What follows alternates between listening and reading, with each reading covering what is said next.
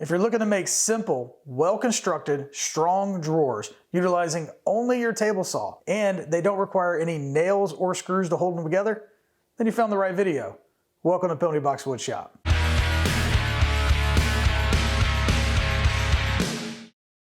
About 4 or 5 years ago, I noticed my friend James using this process to build drawers for his jewelry cabinets and other cabinetry. I thought it was a really simple process that built a very strong and sturdy drawer. And I like the fact that it didn't require any nails or screws. And once you got your table saw set up, you never had to move that setup again. Your table saw fence stayed in the same spot, your blade stayed at the same height, and you made all of your cuts without ever moving it, which I thought was a really unique and easy process. The only thing that you need for this project is, of course, your boards. I went ahead and pre-cut mine. To make your drawer, you need a front, a back, and 2 sides. Your table saw, a dado stack, but really all you need is your 2 outer blades. You might need a couple of shims because this needs to be set up to cut a dado wide enough to fit a 1/4 inch piece of plywood through it. Mine just requires the 2 outer blades and it's good to go. You also need a board that extends the height of your table saw fence. And what I'm gonna do is use a couple clamps and I'm gonna attach this board to my table saw fence to give it some extra height, because one of these cuts is gonna require your table saw fence to be a little bit higher just to be able to safely do it. So I'm just gonna use this piece of 3/4 inch poplar that's laying around my shop and a couple of regular clamps to clamp it to my board. It's gonna give me plenty of height when I make that cut. Now I'm gonna be using just some regular clamps to clamp this to my table saw fence, but really a better option is to cut a sliding dovetail on the back side of a board like this and then use these dovetail clamps. They're very handy. I keep them around the shop all the time. That way they slide in and can clamp right to your table saw fence, and you kind of have a dedicated taller fence to keep around the shop for other cuts. But for this, I'm trying to make it simple, be able to grab a board, throw it on. This is perfectly fine. It's gonna work great with just a clamp on the front end and the back end. It's gonna raise our table saw fence up, make this a good, safe cut. If you don't have a dado stack, I will put a couple links down in the description section below to a few affordable dado stacks and also to this one. It's a little more on the high end, but it's a really good dado stack. I really like it. It's served me well over the years. And if you want to know more about a dado stack, I'll put a link right there in the corner of this video that you can check out. And I'll tell you everything you need to know about it as far as installing them, all the parts that come with them, and all of that good stuff. All right, with my dado stack in place, I'm gonna go ahead and move my fence over and get it set up 1/4 inch away from my blade. Now remember to use a tape measure or something to measure this with, because if you're using this 3/4 inch board attached to the side of your fence, then your measurements on your table saw fence are not gonna be correct. With our fence set, we can now set our blade to 1/4 inch high. I'm gonna lower that down right there. So this is where this process gets its name. The blade is a 1/4 inch wide. It is a 1/4 inch from the fence, and it is set at a 1/4 inch high. So they call this the quarter method. Now that our table saw is set up, we don't have to touch it again throughout this entire process. That's really nice, and we can go ahead and start making our cuts. And the first thing we're gonna do is go ahead and cut a 1/4 inch dado down the long edge of all 4 of our boards. And that's gonna be the dado to accept our 1/4 inch plywood for the bottom of each one of these drawers. So let's go ahead and get that done on each one of these boards, and then we'll move on to the next step.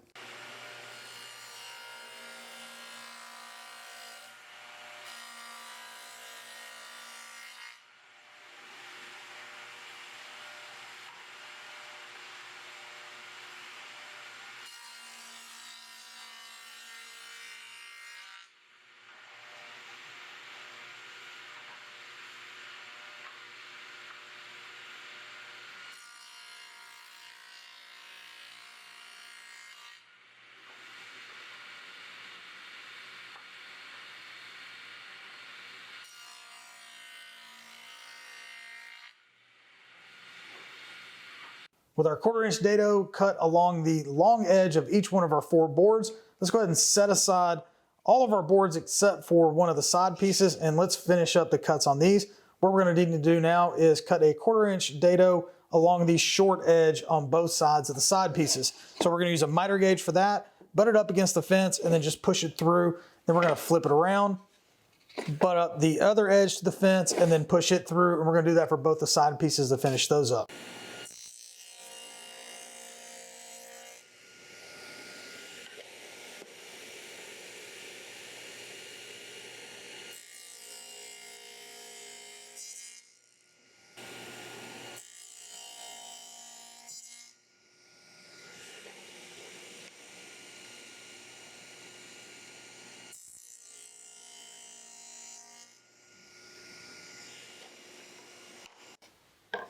All right, now both of our side pieces are complete. We have the 1/4 inch dado along the short edge on both sides and a 1/4 inch dado along one of the long edges.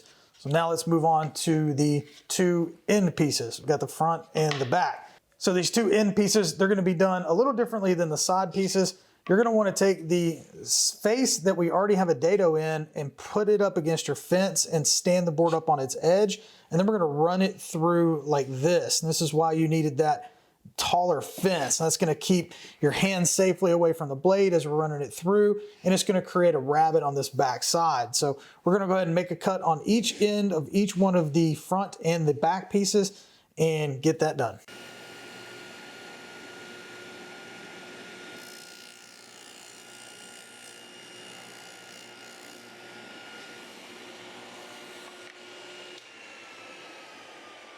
So I'm gonna be honest with you, I don't like the width in that throat plate. It's making this cut a little too unsafe. When I get over here, it's making it rock a little too much on me. So I'm gonna change out this throat plate real quick.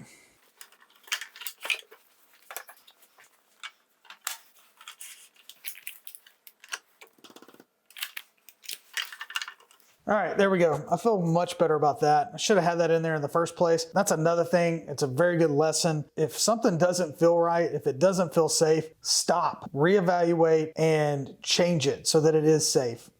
Even on video, I don't mind stopping and doing something correctly. I would rather be able to do this correctly for the video in a safe manner and show people the correct way than I would try to just fight through that and risk having a disaster. So now that's a lot more safe. Let's go ahead and finish up these cuts.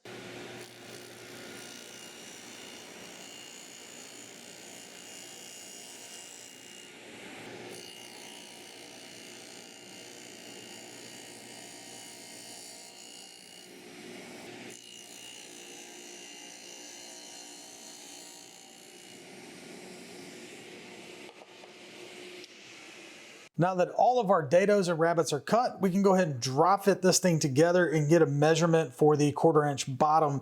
So these dados and rabbets just fit right into each other, and if all your measurements were correct, you should get them to pop right in with just a little bit of force, just a little bit of snugness, but nothing too much. There you go. There we go.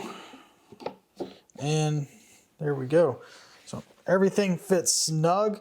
So the reason why this simple joint stays so strong over the years for these drawers is you have this rabbet going into this dado, and when you're pulling on your drawer, you'll be pulling this way. This is your front board and the face will go right here. And I don't care how many years you pull on this, you'll never pull this joint loose because of the way that that rabbet goes inside of that dado like that. So it makes it a very strong joint for drawers, and it works perfectly. Let's go ahead and measure for square.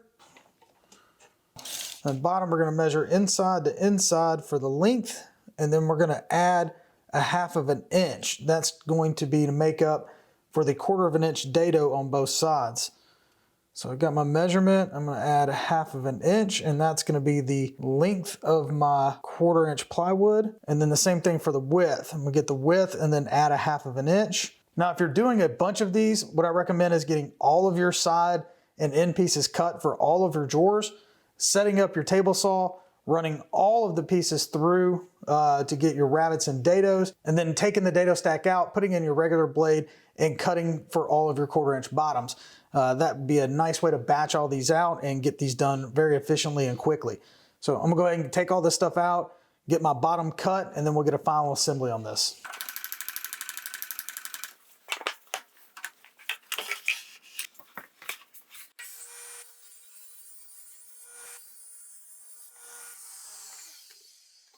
Now that everything's cut, we can go ahead and do final assembly on this drawer. I'm just going to add a little bit of glue in the dado. I am not going to add any where the 1/4 inch panel goes. I'm going to put my 2 end pieces in place. Pretty simple. Now I can slide my 1/4 inch bottom panel into place.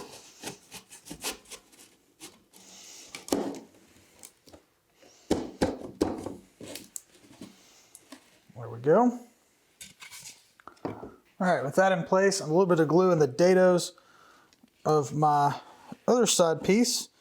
I can go ahead and slide that into place, nice and snug. Now here's a nice thing about the construction of this drawer is it only takes 2 clamps. If I can find those 2 clamps. The only thing you have to clamp are the 2 ends. There you go. With pressure on both of these end pieces, get some of that excess out. I'm sure I got some on my table saw. Hey kids, don't do glue ups on your table saw. It's a terrible idea, but kind of in a hurry and not paying attention. But anyway, so now it's in the clamps. It's sit there in the clamps. Once this glue is dry, this drawer is done and it is good to go. One of the things you can do, but you don't have to, is take your nail gun and put some pin nails into the end grains of these boards on the sides here. And that will allow you to take the clamps off. The pin nails will hold these in place and allow the glue to dry, and it'll be good to go. All right, folks, that does it for us today. I went ahead and teed you up another video right there. I hope that this video helped you in streamlining and making your drawer construction a lot easier. This is a great method. I hope you use it. Let me know down in the comment section what you think about it. As always, down in the description section, there'll be a direct affiliate link to all the tools that I use in this video. Anytime you use those links, it helps the channel out, and I appreciate it. We'll see you on the next one.